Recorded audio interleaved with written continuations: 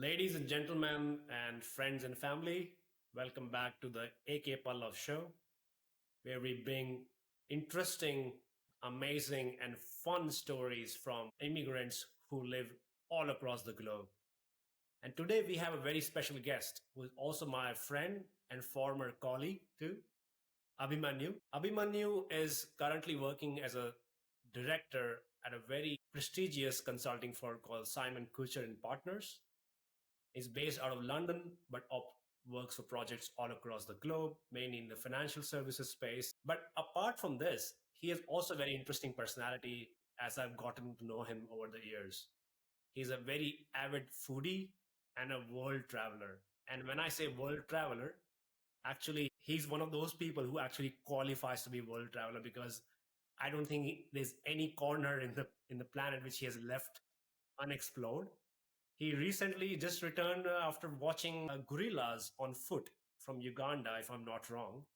And I have to still apologize that I could have been part of that trip, but for some reasons I had to decline. But along with that, we'll hear amazing stories of Abhimanyu, what made him the person he is today, coming from India and then immigrating to Europe first, where he acquired his education, and then also making his mark in the field of management consulting.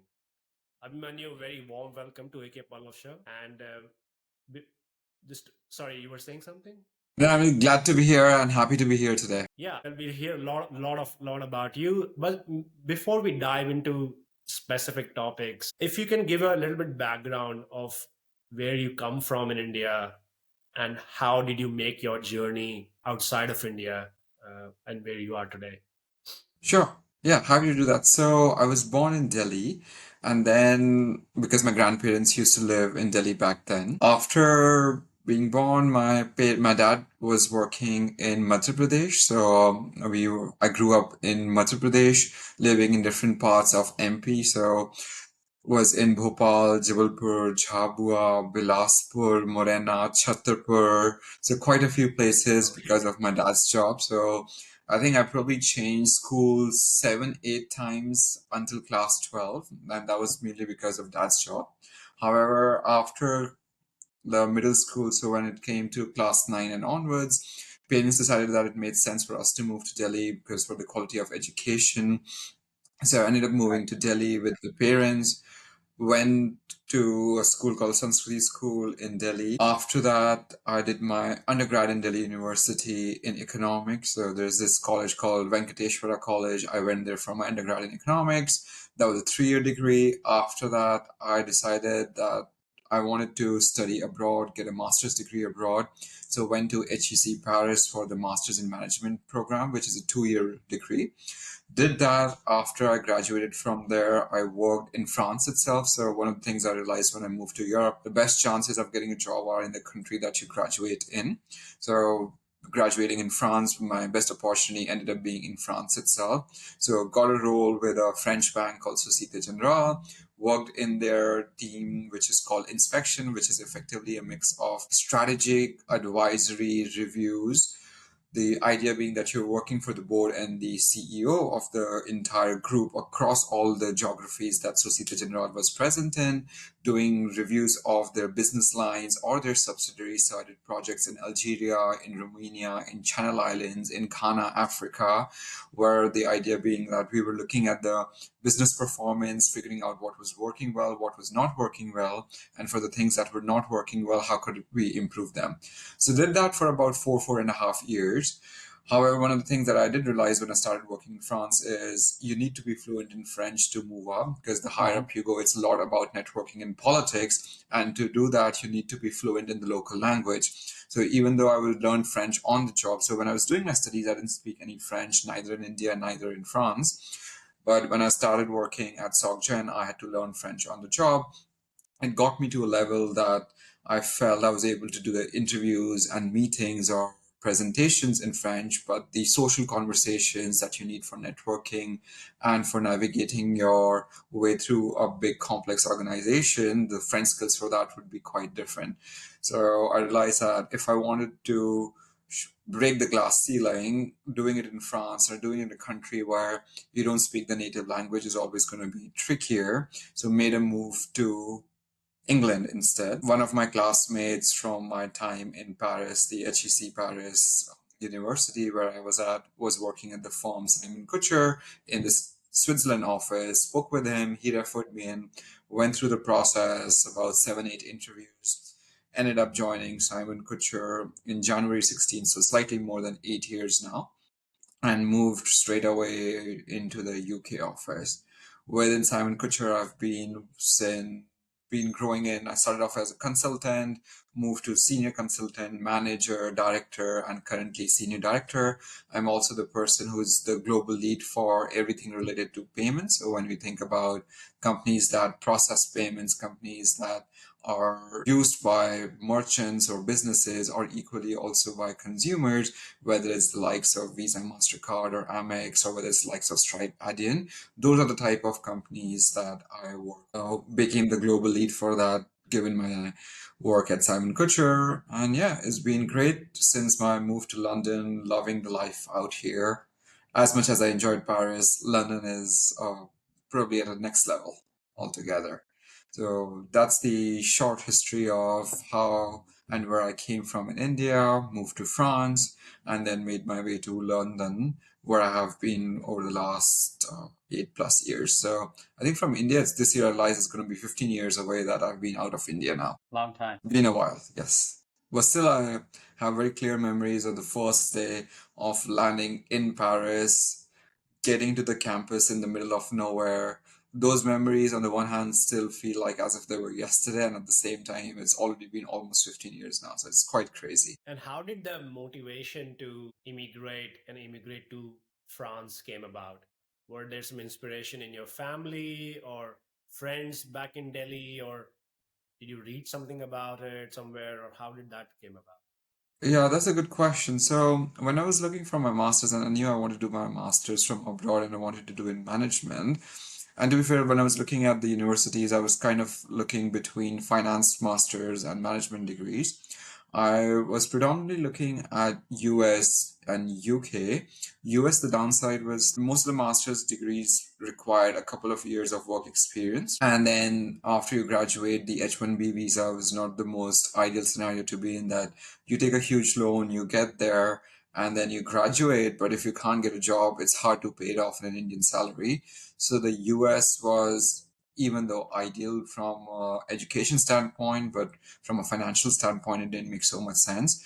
I had offers from, I actually got the Commonwealth Scholarship to go study at Warwick, so which is effectively, they pay the full tuition, they pay your living expenses, travel, settlement allowance, everything. I had that.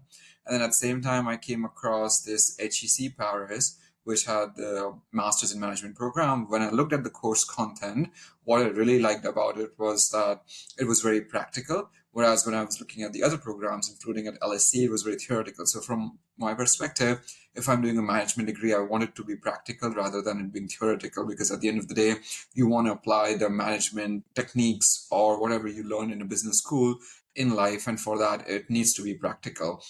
So I like that aspect about HEC. I also looked at the employment statistics where people get placed after, and I felt that even though I will have to take a loan to go to HEC, the earnings that I would generate from HEC versus going to, let's say, Warwick would more than cover my loan in maybe 2 or 3 years' time. And after that, it would be even more profitable or financially better for me. So when I looked at the dynamics, I was like, a course content that's practical, the career opportunities, and the future earnings that seemed to be pretty promising at HEC. And one of the other things was I wanted to go to a place where I would be pushed out of my comfort zone. So if I went to the UK, I knew there would be a lot of things that would be familiar, because we have such a big Indian population. We would have a pretty big cohort of people from India. And I felt that if I went to the UK, I would just end up being in a situation where I was spending time with the people that I knew, rather than using this as an occasion to interact with the people from different parts of the world, which is a big part of the education, particularly a management degree. Whereas at HEC, in my batch, including me, there were only 4 Indians. It was really international in that sense. I was like, I would go to a bit more foreign area. I would be forced to go out of my comfort zone and really make the most of it. So that's how I ended up choosing France because of the business school being there. So, one question initially, you mentioned also that it's much better to actually try to find a job in the same country where you graduate, right? Can you shed a bit more light on that? Like why would you say that? Yeah. So what I've found is that there are a couple of dynamics at play. And obviously, when I say it's easier, doesn't mean it's impossible or Of it's course. going to be very difficult. You can always do different things, right? But what I found Yeah. is, let's say if I go to France and I go to HEC Paris, for instance, is very, very well known in France and Hmm. other parts of Europe. But the amount of sway people or the amount of prestige people in different companies have for HEC is just enormous in France, which Hmm. radiates down but also diminishes as you move to different countries. If you go to Hmm. a different school in France, people would have in France would know it, but not necessarily people from outside France. You go to Italy, Bocconi is a great business school. People in Italy are like, oh, that's the best business school in Italy, and they would really value it. But when you start going to other parts of Europe, some people would know it, but not as much. And then if you go to any other university in Italy, people in Italy are more likely to know it. So from that perspective, the education that you get will have an impact on what the employment opportunities are. And the other thing that I also noticed is that, and this is a big difference between, it was one of the shocks that I found, not necessarily a shock, but a big thing that I found out was that in India, we are used to companies coming in on campuses and doing placements. Whereas when you go outside, when you're in Europe or when you're in North America, you barely have companies coming in for placements, or if they do, they come in to do a presentation, but they don't do the recruitment the way it happens in India. So from that Right. perspective, if you think about it, like majority of the companies that would come onto campus would come in from the Paris offices and recruiting primarily for the Paris office in the case of France. In the case of Italy, it would be people coming in from the Milan office or the different Italian offices.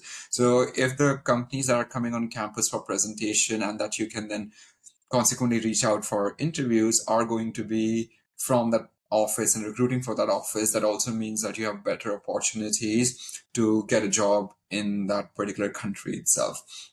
So that's a bit more background in terms of why I say it's slightly easier, is because of the reputation or the awareness of the university, and the companies that come in are typically companies from that country or recruiting for that country, even though it might be a global company, whether it's likes of Alphabet or Meta or whoever else. They would be coming in, they would be looking to hire for the local office in majority of the cases. This doesn't mean that they don't hire for their corporate headquarters, but that's where the best opportunities are immediately after graduation. So it's almost like, if me being a student, I want to make a choice about which is, let's say, the best business school or engineering school that I want to go for.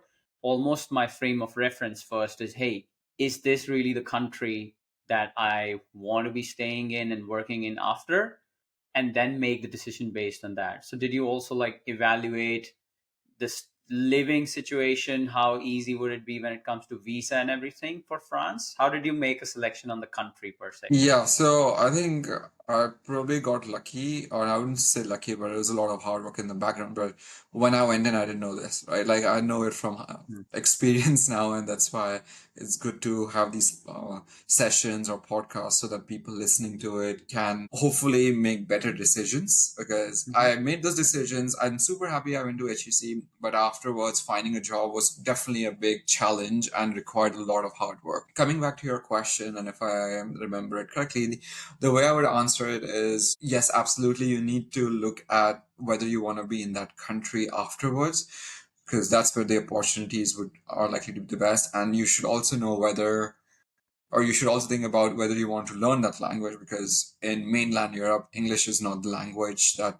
is the native language of the respective countries. Sure, if you go to Netherlands, if you go to some of the Scandinavian or Nordic countries, people are more likely to speak English, which is good enough for the initial years of your career. But as you move up, you're very likely to have interactions with the more senior people, and the expectations to interact in the local language just become a bit more dominant. At the same time, there are always exceptions. Right? You might have some big tech companies. You would have Adyen in Netherlands. You would have the likes of Spotify and so on, where it is still possible to go fairly higher up without speaking the local language. But again, that's more of an exception rather than the rule. So I would say whether you want to live there and whether you're willing to learn the language are two primary considerations, I would say. And then to your point, visa is also a big element.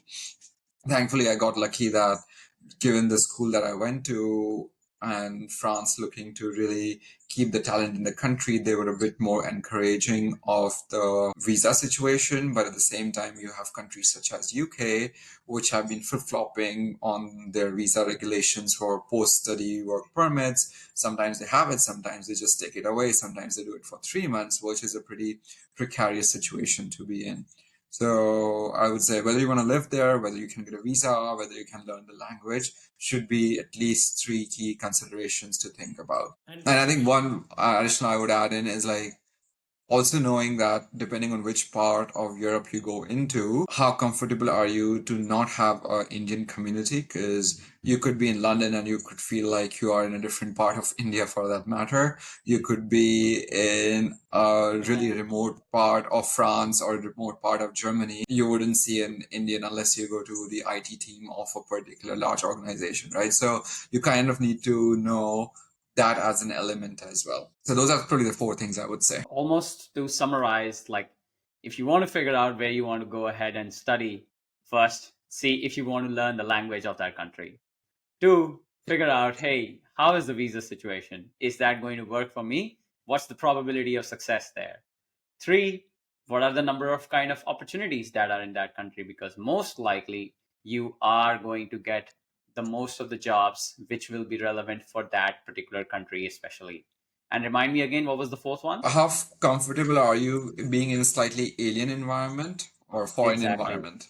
Yeah, especially if you're coming from a place where you have been around your friends and family, you're very comfortable in that, and you are not willing to sacrifice that comfort and go into a place where you're not going to have a fairly similar cultural minded community, then definitely keep that in mind.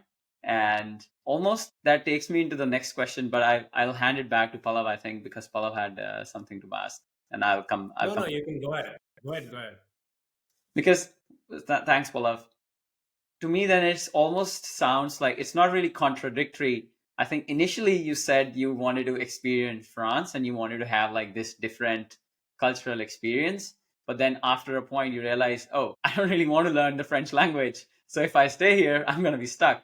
Let me figure out, UK. Originally, I said, I don't want to go to the UK because it's going to be another big Indian community. I'm not going to be challenged as much. But then you made a bit of a rational call. Hey, if I really want to succeed and get ahead in my career, let's move to the UK. And which, in a way, is, I think, seems like the best and the most simplest option for any Indian when they are looking to go abroad and study or work. Find the country which has a lot of opportunities and speaks English, because that's like your easiest inroad. Yeah, I would completely agree with that. And I think one of the things that I would say again is the benefit of hindsight is when I made that decision, I genuinely didn't appreciate or genuinely did not know how big of an issue the language is because as before going in, everybody that I spoke with was like, oh, people in France don't really speak English. And I was like, oh, how bad can it be? Because I had felt that I'd been to US, Canada, I had been to like Singapore and some other parts, but it's really when I landed there and had some interactions that I realized that people genuinely do not know English. It's kind of like if you, in class 6 onwards, when you start learning Sanskrit, it's the same. Like majority of the people start learning in France, for example, English when they're in class 6 or the equivalent of that. And how many of you remember anything you learned about Sanskrit? Absolutely nothing, I would say, right? Or almost nothing. I mean, it's not as bad because people now have English TV shows and a lot of content that is in English, so it's better than Sanskrit, but still you can imagine the parallels between the two of them.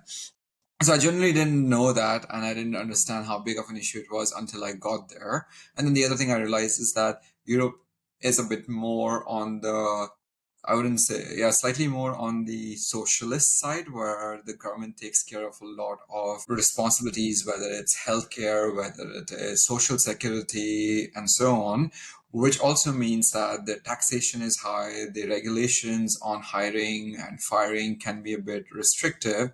Whereas when you go a bit more west Right. towards UK and then we go towards US, it's a lot more flexible. The impact on it is therefore that companies are more likely to be in places which are a bit less restrictive. So most corporations would end up being in places like Ireland, or they would end up being in the UK, which makes it easier for them to operate. Which meant that even though France, as much as I love that place, did not have the same career opportunities that I would have. And this was one of the other considerations, that even if I learned French, yes, I would move up. However, would it be the same level of opportunity I would have in London? The answer was no, and that's what also made the sense. So it's like, in hindsight, is that I didn't know as much as I do now, and at the point when it came to decision, that seemed like the more practical thing to do. I have a few questions now because Yeah, go for it. two are more personal. One is how did you navigate the emotional side, not the professional side, but your personal emotional side while you are going through this journey, landing in France the first time, not knowing many people, not having a great Indian community, and going through this psychological discussion or dialogue with yourself. How you navigate your life there. The second question is, you mentioned that once you graduated or about to graduate, finding a job, even if you graduated probably with great grades and HEC under your belt, you said it was difficult. So could you throw some light on the difficulty part and how you as Yeah, an Indian immigrant navigated that? And then I have a third question, but that's a bit unrelated yeah. to these two. Let's take it step by step. So I think the first one is slightly easy and difficult to answer at the same time. Easy because me as a person, though, growing up that I had, which was we moved around a lot in different parts of MP and then also to Delhi. I was just used to being in very different environments, making new friends, being social. So when I came into France, for me, I had before coming in, and thankfully because at that time we already had Facebook. I don't think WhatsApp was there at the moment, but like at least we had Facebook. So I was able to already connect with my incoming classmates. I was also able to connect with the three other Indians who were going in there. So when I got there, I already felt I knew a decent few people, at least virtually, because we had conversations about the basic logistics, figuring out the accommodation, and so on. So there was already a bit of a community that we had formed as a student group that came in, not just the Indians, but the broader set of students coming in. And when I went in, I just made sure that I was talking with a lot of people, meeting very different people, which was helped by my personality, which is a bit more on the extroverted side. So I was able to have those conversations, make different friends, get along in a variety of groups. And the experience that I had growing up in different places allowed me to leverage all of those in navigating it. So I personally feel that, or at least in my case, I didn't find it as difficult as I was able to do my networking beforehand. And when I got there, I just kept it at. It's like for me, it came slightly naturally, which made it easier. So from that perspective, I would say to anybody who's looking to move out and who is extroverted, yes, it's probably going to be easier for you. Whereas those people who find it difficult to have those initial conversations, just make a bit of an effort, right? I think if you make that initial effort, it can really make your entire transition way smoother. So if you don't do that, it's always going to be a struggle. And sometimes what it takes is just to find one or two really good friends. Doesn't really matter where they are from, because at the end of the day, if you're going to a particular university and if you're going to a foreign country and the others are doing the same, there's enough commonality in terms of mentality, in terms of why you and those classmates of yours or those friends of yours are there. So there's always something to bond over. It's just a question of finding that and making a bit of effort to do that. Okay, clear. And the second question was around finding a job and Yeah. why I said it was tough. Right. So when I went into HEC, one of the findings, or one thing that I knew about was that the companies don't really recruit on campus. It was more about realizing that they actually don't really, it's just not talk. We had quite a few career fairs where companies would come in, like we had a career fair for consulting, for financial services, for other type of roles. I went to every single one of those. And I think at a career fair, we would have at least 40 to 50 companies. I kid you not, I went to every single stall, spoke with them to see what kind of internships I could get, what kind of jobs I could get. I literally knocked on every single door in this proverbial sense, in like literally in the proverbial sense in this case.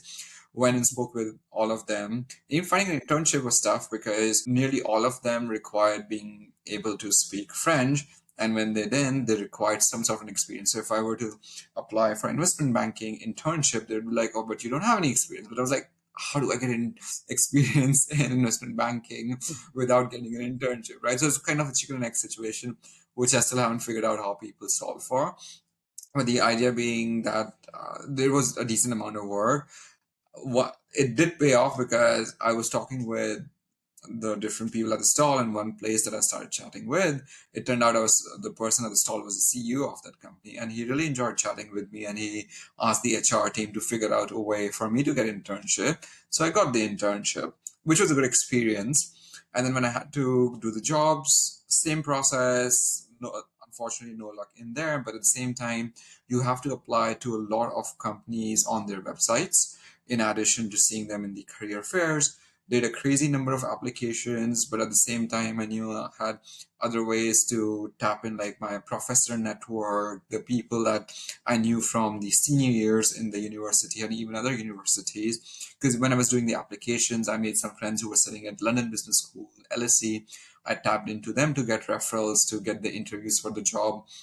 And like literally working all the avenues. Anytime there was a company coming into the campus, I would go speak with them. Anytime I saw a job posting, I would apply for that.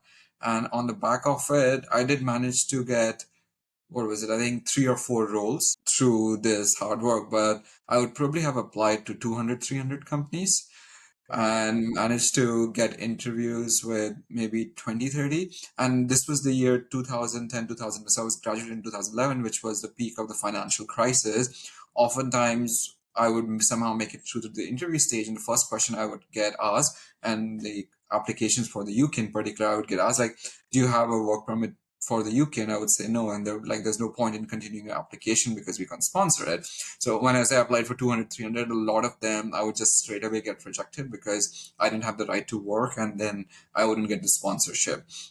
So I went through the process, managed to get those 3, 4 roles. But in one case, there's one role I got in Switzerland. I didn't get the Swiss work permit. In another case, it was France, but France was going through, so the Societe Generale role. At that time, France was going through elections, or they was about to go into elections, and they had become very restrictive about issuing visas. So I actually had to then asked HEC, who spoke with the Ministry of Home Affairs or whichever ministry it was, and then sorted out the work permit. So it's like insanely crazy how the situation was because of financial crisis, because of the elections, which made immigration a big topic, and also because of restrictive pieces in there. So it was definitely a pretty tough maze to navigate through, but being persistent, not giving up was super important. And I think tying into your first question, Pallav, it was like having faith in yourself and confidence and just not giving up was a big part of making it work. And I think I spoke with a professor. So when the whole visa situation with France was taking place for my work permit visa, I knew that some of my friends and some of my colleagues, senior ones, they had actually worked with their professors. So I reached out to one of my professors and said, hey, do you have any kind of work that you could give me? He gave me some work for about 5, 6 months, which kept me afloat to have a life, like a basic life in Paris. So I leveraged that network as well to get some temporary opportunity. So it was really literally leveraging every single thing that I could to get a job. That really sounds like a lot of hard work. And in fact, I think the world that you described when you were looking for a job, it sounds like that's exactly the world that we are living in right now.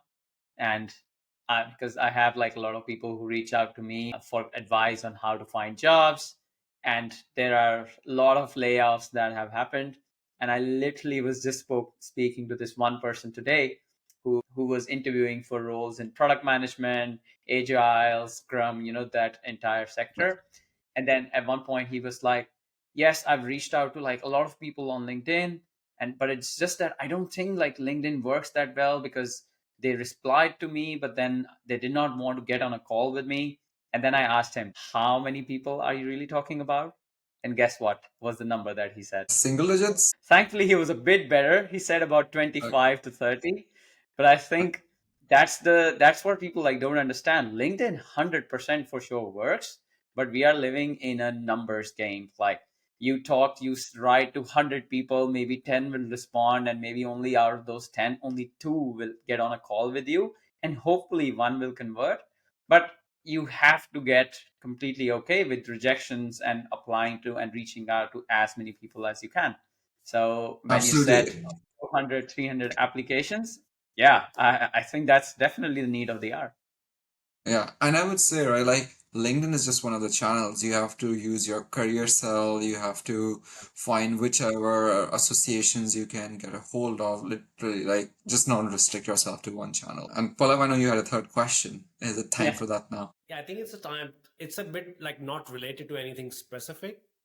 I think in one few minutes ago, you also mentioned that you made a logical choice and you decided to move from France to UK, better career opportunities, and you had your own reasons. I also see, and I would like to hear your thoughts, also a generation of immigrants slash also NRIs who are not thinking in the same way. Like they are like, hey, our generation back in India have gone through this grind of getting a good job, house, holidays, savings. But these people are realizing, oh, what's what's important? Is it like being a partner or a managing director, or life is about? Or they also, I've seen people working for a few years in a new country, probably sorting out their visa situation, and then really going in very different directions, becoming writers, yoga teachers, influencers. I would like to hear your thoughts. Like, have you seen this change since when you moved to France, like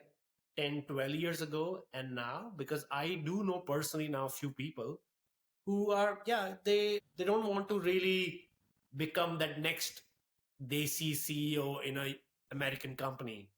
They want to just chill, they want to enjoy life, pursue their maybe side hobbies, passions. So I just that was the would like to hear your thoughts on that. So I would say it really depends from one individual to the other because the ambitions are obviously quite individual feature, I would say. So there are some people who want to get to the top rank, some people who are happy living the comfortable life, right? So there's that element that comes into place. It's just a question of which country or which particular location can give you the things that are important to you. So for example, I had one of my friends from Paris who became a musician. One of my other friends who was working in the same bank, he decided to leave the company and start his own company doing AI and a few different things. So it really depends on what people are interested in. There are people who make the plunge earlier on in the career or earlier on in the journey, some who do it later, some who just are happy to be in a role and being an individual contributor. There are others who want to take a more leadership role, right? So I think that's quite a bit of an individual preference, I find. Am I seeing it more and more coming in? In some ways, yes. In some ways, maybe because I don't see it as much given the possible bubble that I live in. Because I work in strategy consulting, a lot of my friends are in banking, friends are doing very similar roles. So my interaction ends up being with fairly similar type of profiles on the one hand, but equally when I speak with people through who are maybe acquaintances or occasional friends, there are a decent few who are doing different things.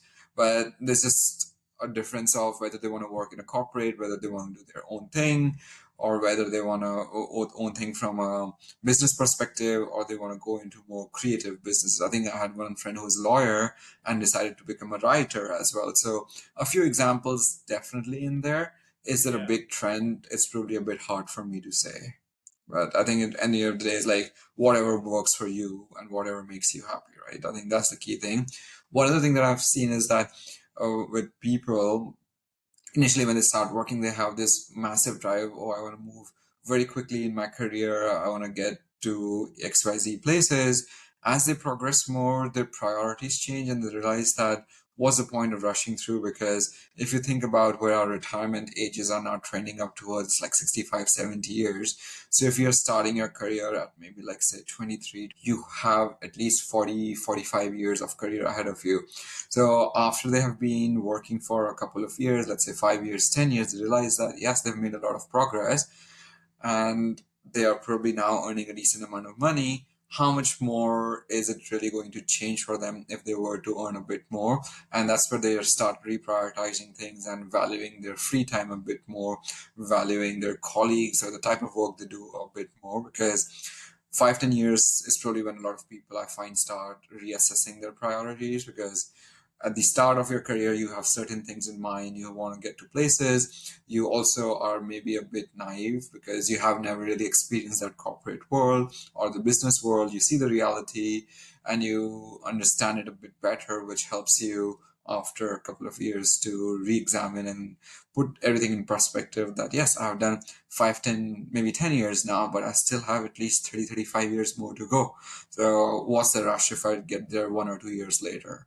And if I miss out on earning an extra 10 pounds or whatever that figure is versus enjoying life, because you could be earning like crazy, but if you don't have time to spend it, what's the point of it?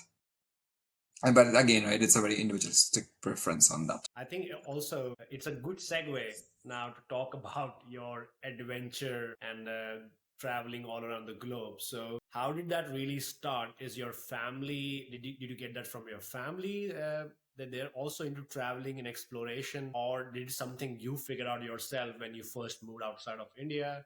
And how you've been No, going so far, distinct memories because you've been like all over, and I yeah. really like that as well. Yeah, so I think it's definitely from the start, growing up, we traveled a lot because of my dad's job, but also both my parents really love exploring. So we had traveled quite a bit in India. And so it was something that we were just naturally brought up with, like exploring different cultures, different places, different foods. That's something that was quite native. And it's the same for me, my sister as well in the family.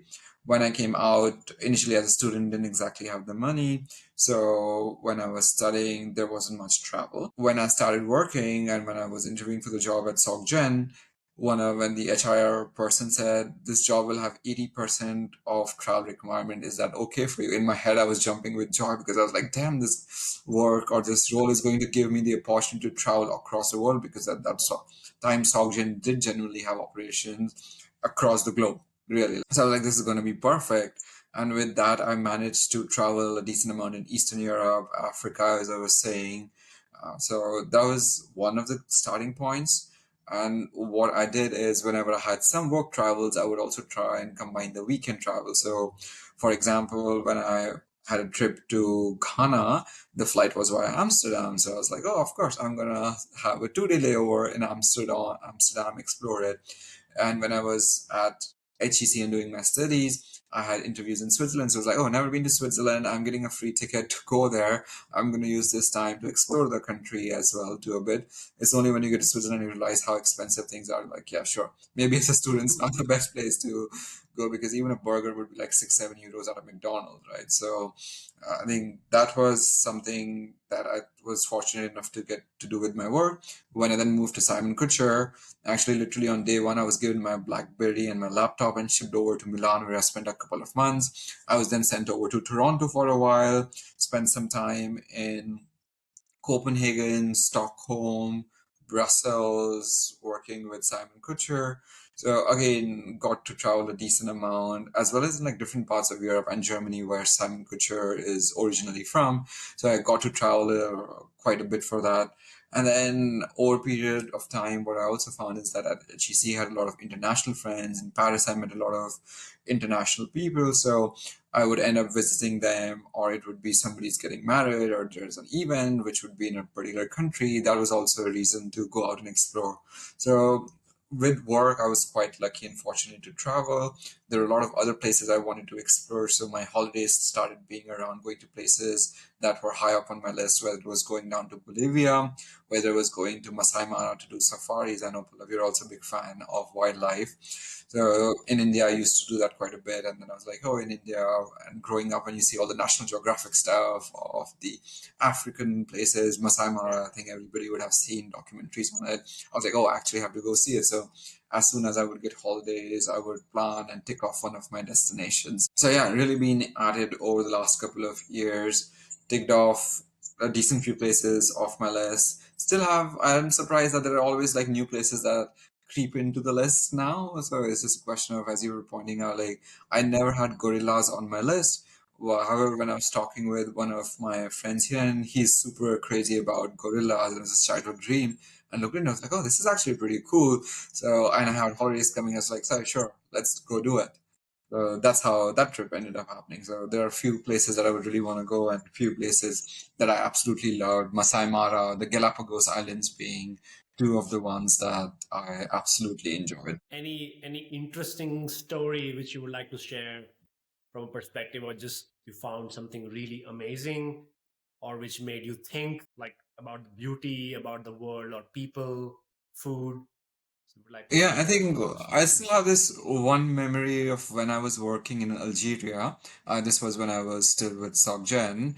I was in a remote part of Algeria. There were these ruins, and then I saw quite a lot of couples sitting. And Algeria is a bit of a conservative society as well. Like if you think about a random rural village in India and just make it a few more times more conservative than that, think about that level. So they found this which has a lot of ruins. Or when I say ruins, more like Roman ruins kind of a situation.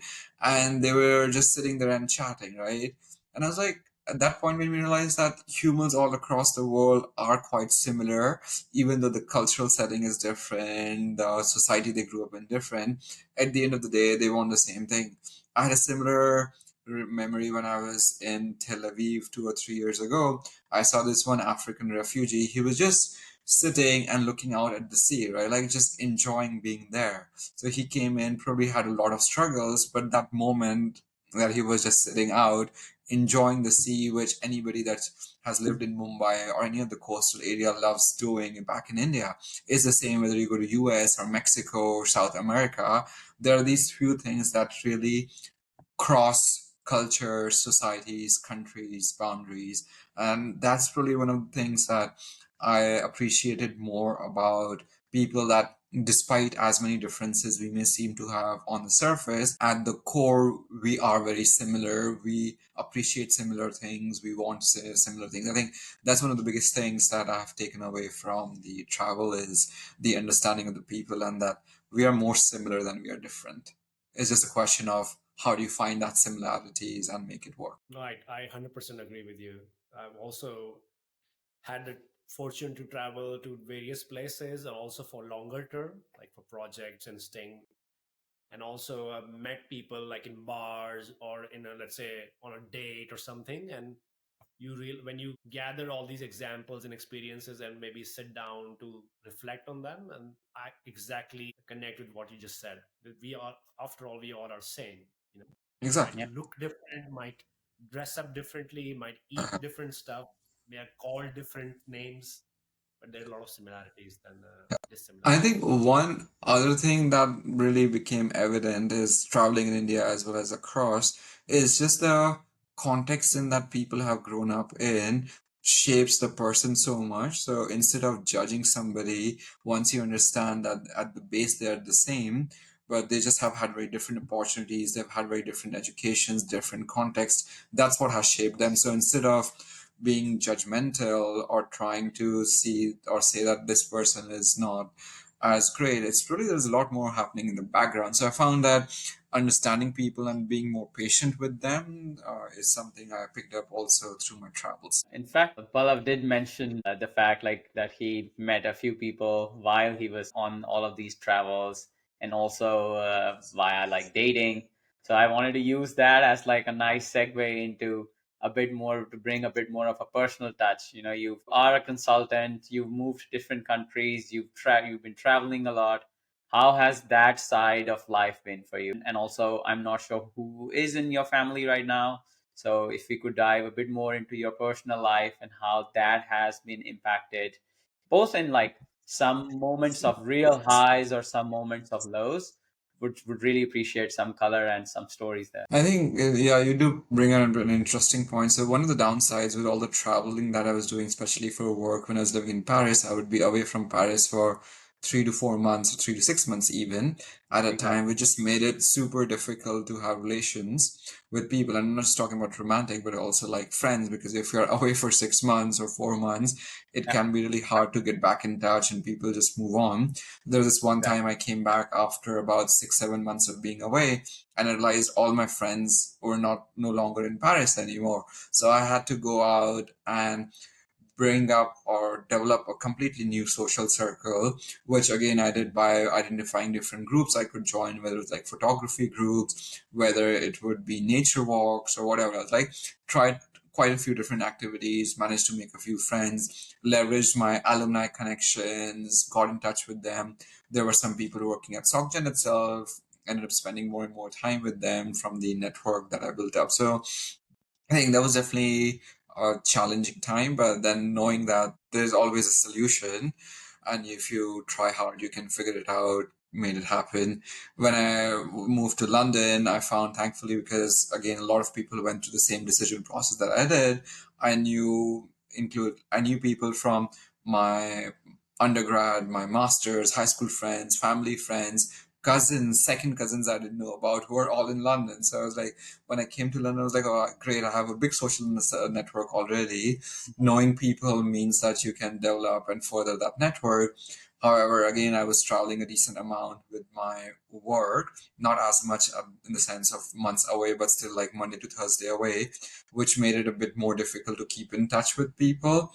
So one of the positives which happen is as you become more senior, you have a bit more control over your travel schedule and you travel less. And again, a positive from the pandemic was that people are now used to more remote working. Yeah. So travel has thankfully reduced. So as much as I loved travel back in the day, going to the same places and again is not as much fun. Like now, when I go to Amsterdam, it's more about meeting Pallav and a couple of my other friends, right? That's what I look forward to. It's not about going and exploring Amsterdam anymore. Same when I go to New York, is to see my friends or my sister who now lives there. So it's these kind of things that have now evolved. Like I focus a bit more on spending time with people, because after a certain point I also feel that if I'm going to a European city in a certain way, they're very similar, that they would have a nice city center with a Right. cathedral, they would have town halls. It's like, do I really want to see the same thing again? So it's like priorities have changed, and the kind of travel I now do is also slightly more different. So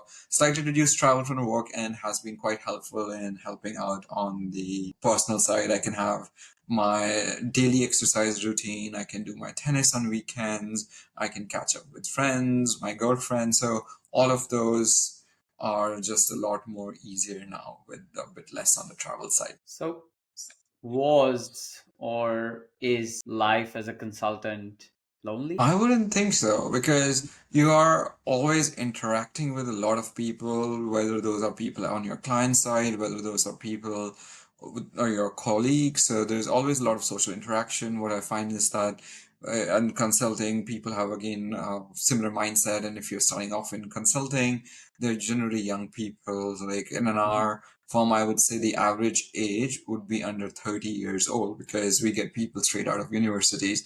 So I think even when I was at SocGen, the people were fresh out of university. So everybody who joined in the same year was maybe around 22, 24 years of age, right? So very similar set of friends or colleagues. So you can always make friends at work. You can make friends at your client side even. So I wouldn't say it was lonely per se, because even if you're traveling to a different country, you would hopefully be there with your colleagues. So you will have something to, or some people to spend time with. But would you say that you were able to actually like make any friendships in this time, which would be like the really long lasting kind that you could really count on, super deep, like with all the traveling and everything? They did develop, because at some point, like when you connect with people, those connections last, right? Like I have certain friends that I maybe see only once a year, such as Pulla, for example, right? Or I think the last time I saw him after like 3 or 4 years, but Yeah. it didn't ever feel that we hadn't spoken, because also with Instagram and more frequent communication, that long distance is in there. And I guess it's at the end of the day, like, I have a lot of friends from in Paris. I may see them once a year or once every 2 years, but when we connect, it's as if we never had that break. So those Right. kind of connections develop over a period of time.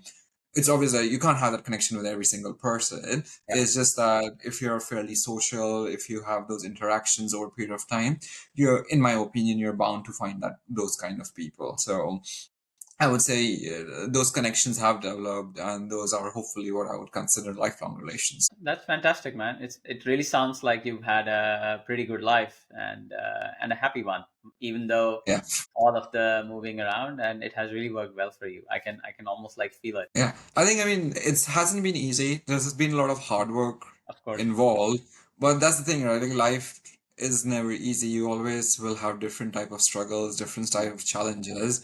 It's just about, do you get put down by it, or do you rise up, make the effort, and figure a way out? I believe in the latter. So And also, I remember we had deep discussions around this topic, which is on the romantic side. So I think, like, for life, it's like your professional pillar, your intellectual slash spiritual pillar, but also the family slash friends yeah, pillar. And within the family side, or let's say your future family, how did you navigate that part? And I think first you were in France, so maybe you can give a little bit flavor of how the dating scene there is or was, and definitely throw some color on the current dating context. Or sure, how yeah. did you face difficulty? Do you think that you have some advice to share to people who are single and then immigrate to a new country? Because Yeah. after all, a lot of us do seek companionship or Oh, might have plans absolutely. to have a family with or with any other nationality, for example. Yeah. A couple of things do jump to my mind. One is, if you're living in mainland Europe, language is a big component also for dating, right? Yeah. So, right, it's at the end of the day, people feel comfortable speaking or expressing in their own language, and that is always going to be a big portion. Sure, there are people, like, let's say France, there would be majority of the people who would feel comfortable expressing themselves in French, even though they may be able to speak English. There'll be a decent few people who are equally conversant in both English and French. So if you look at that perspective, the target pool that you can go after gets reduced. So there's that element. The other thing that I would say is that a lot of people coming in from their own countries have this natural bias that they want to meet people from their old cultures, because they feel that there's going to be a lot more commonality. But what I found, and as we were discussing, is that people at the end of the day are very similar. They have similar wants, desires. It's just the context that they have grown up in or they have brought up in has been different. So if you find somebody that you match up with in terms of values, that you get along well with, share a decent amount of similar interests, that is probably a lot more important, rather than whether this person comes from the same country or the same community or the same religion, for that matter, right? So I would say those were some of the nicer takeaways. I think dating in France was slightly more difficult than in London, just given the language as a barrier. So I think that was for sure, or that for sure is easier in London. Currently dating one girl, a fantastic person from Azerbaijan. I met her in London itself. The dating scene in London is probably, I would say, quite active. A lot of different apps that you can use. You also have a bigger social network, which maximizes your chances or increases your chances of meeting a person that you could get along well with. So I think at the end of the day, is again like similar as with jobs. You have to try multiple different routes, whether it's the online dating apps, whether it's your friend network, or whoever else that might be, right? So it's just having a good sense of what you're looking for, why you're looking for it, because sometimes people may look for, oh, I want an Indian person. Like, why do you want an Indian person, right? Like, if you have a good answer for it, fair enough, right? And that works for you, great. And then the question is, then how do you find the person that you're looking for? So I have one last question, which is not necessarily linked to dating as a context, but all of you had mentioned to me that Abhimanyu, you are a French citizen. Is that Yes, is that correct? Oh, well, firstly, like that's congratulations, and I'm definitely very curious about it because I'm going down that route for my Dutch nationality as well. So I'm yeah, very curious, like how did you look at it? What were your thoughts?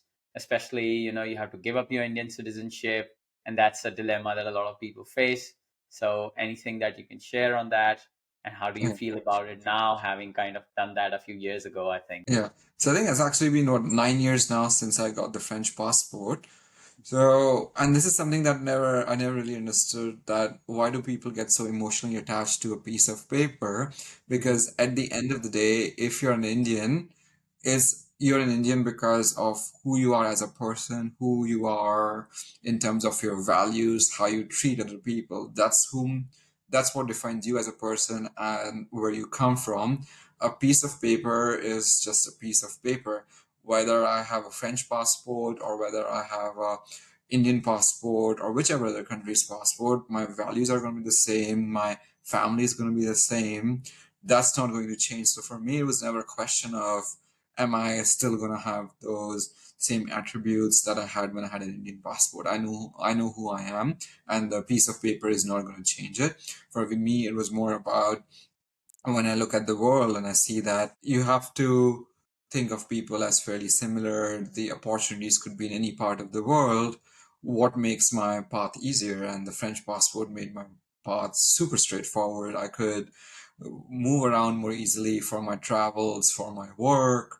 So it just made sense in so many different ways to go for the French passport that it was a no-brainer. And to be fair, that you get the OCS Right. citizenship of India, which is more or less the same thing as an Indian passport. Yeah, sure, you can't vote and you can't own agricultural land, but I probably don't expect that I would have gone back to vote in the elections anytime there was an election, right? Like, so that was unrealistic to expect. And then I don't have any agricultural land. So, have I really traded off anything? I don't think so. So, from that perspective, for me, it was a very straightforward decision. Well, if you change your mind about not voting but actually fighting an election, then it might be a different thing altogether. Yeah, which would have been, yeah, I thought about it. I was like, what's the probability that I have not been in the politics yet? I don't have as much funds.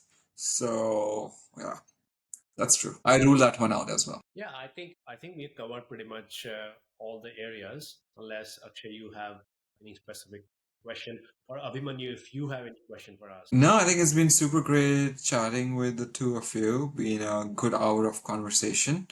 So, looking forward to getting this out and seeing any kind of feedback or what people have to say. Sounds great. Wonderful.